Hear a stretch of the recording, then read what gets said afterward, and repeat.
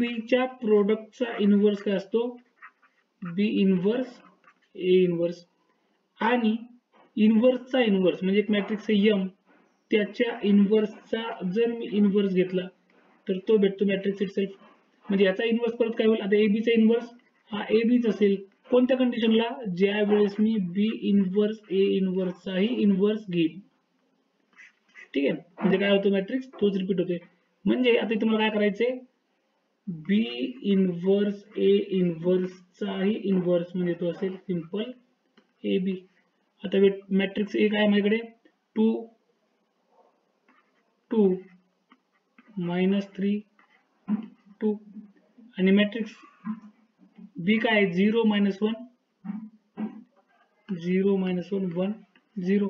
Simple यांचं मी product घेतो. काय भेटेल? 2 multiplied by 0 0 plus 2 multiplied by 1 2 2 multiplied by -2 -2 2 multiplied by 0 0 -3 multiplied by 0 0 2 multiplied by 1 2 -3 multiplied by -1 that is 3 2 multiplied by 0 that is 0. म्हणजे हा काय भेटतो मला? Equals to 2 -2 2 3.